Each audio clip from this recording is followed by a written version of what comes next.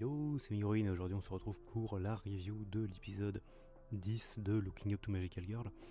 Un épisode qui me fait douter un peu parce que là c'est l'épisode 10 et de mémoire il y a 13 épisodes.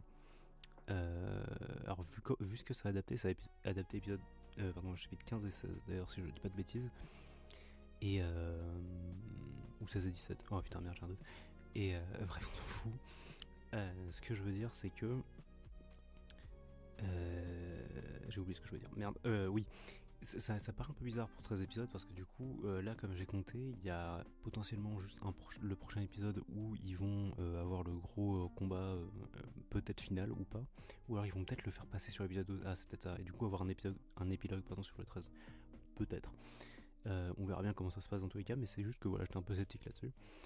Enfin bref, du coup un épisode qui s'est pas mal centré du coup. Alors en fait comment c'était réparti, j'avais plus l'impression que c'était du 70-30, 70 pour le premier chapitre et 30 pour l'autre, mais peut-être plus un 65, mais on s'en fout.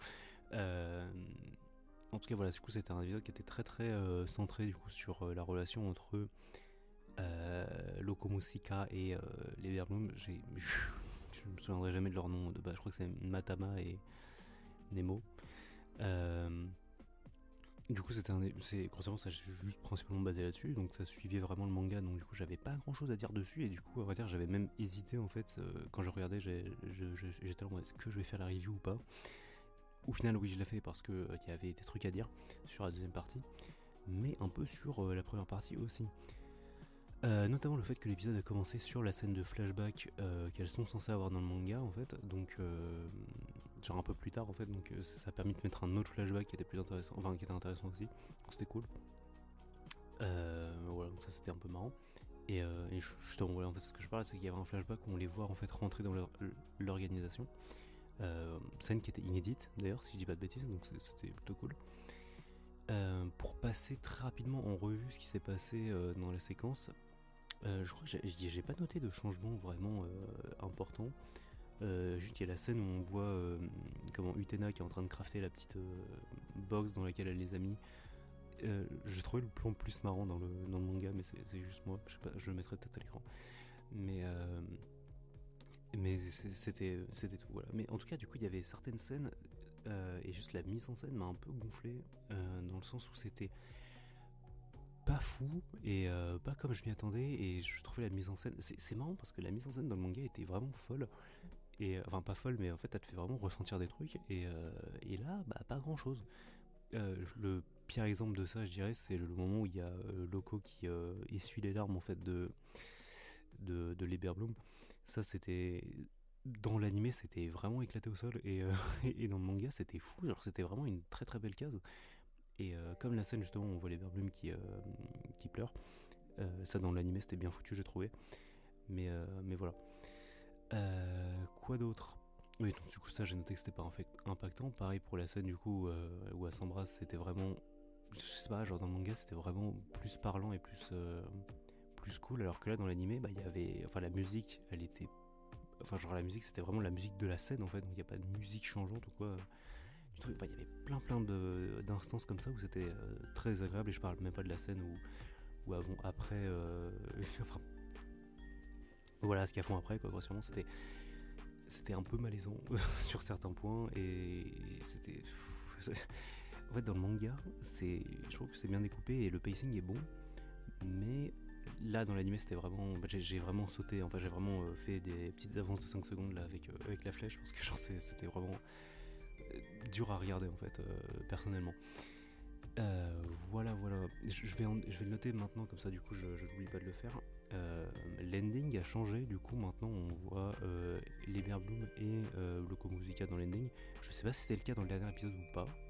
J'ai pas vraiment fait attention, faudrait que j'aille revoir. Mais en tout cas voilà.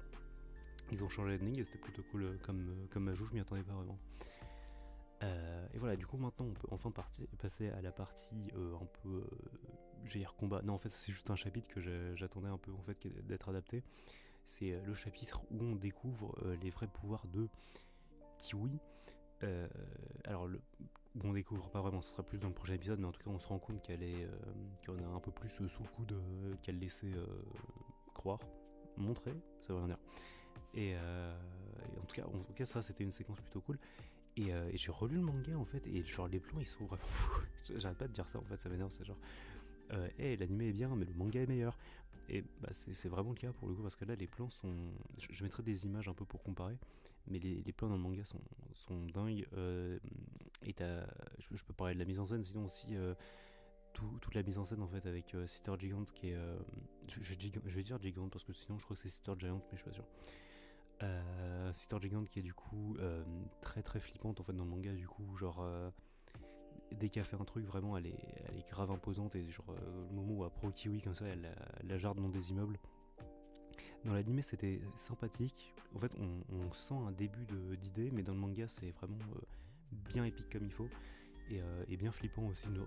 T'as le plan où genre elle apparaît au-dessus de Kiwi pour l'écraser, ça c'est complètement ouf. Et mais il y a plein de trucs cool, et aussi il y a une scène, alors ça a pas été skippé mais ça a été moins bien fait dans l'anime, j'arrête pas de dire ça, c'est la scène où justement il y a comment ça s'appelle, Magia Bosé du coup qui part pour affronter Lord Énorme, et elle est juste avant de rentrer dans le portail, et du coup elles échangent une petite phrase, un petit dialogue avec Kiwi. Et dans le manga c'est fou, voilà, c'est fou, il y a des très belles pages, je pense que je mettrai la page entière là directement, pour que vous ayez le temps de lire un peu. Mais voilà, la scène est très très jolie, j'ai trouvé, et là du coup dans l'anime ils ont un peu squeezé ça, c'est un peu dommage.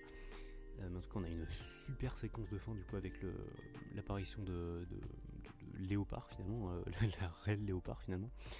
Parce que j'arrête pas de l'appeler Kiwi depuis le début, mais en fait son nom c'est son nom de héros, enfin de Magical Girl finalement c'est Léopard. Son nom transformé, c'est ça que je cherchais comme moi, j'arrive plus. et du coup on la voit justement avec cette espèce d'aura d'explosion noire ultra stylée, et on va en voir plus dans le prochain épisode, et ça sera cool parce que cette forme là, alors faut savoir que spoiler, mais du coup en fait elle l'utilise pas beaucoup dans le manga en fait, je crois que c'est la seule instance où elle le fait d'ailleurs, et après elle arrêtera de le faire, ce qui est un peu bizarre, mais ou alors je m'en souviens juste plus en fait si elle le refait, mais bref en tout cas voilà, c'est une forme qui est très très cool. Et je me tâte à faire une vidéo power scaling en fait, comme j'avais fait pour The Owl House et Amphibia, mais ça pourrait être marrant en vrai, je me dis. Mais pourquoi pas. Et je crois que c'est à peu près tout ce que j'avais à dire là-dessus. Alors il y a un plan du coup vers la fin, pareil, où on voit que Utena va aller affronter Lord. Mais ça du coup on le sait parce qu'il l'avait dit, mais voilà. Et du coup dans le prochain on aura le combat Sister Gigante contre Léopard, qui est un combat plutôt cool et plutôt sympa et plutôt marrant. Et j'espère que je vous aurai mis toutes les putains de plans du manga qui sont bien. Enfin bref, c'est à peu près tout ce que j'avais à dire. Sur ce, la bise, à bientôt.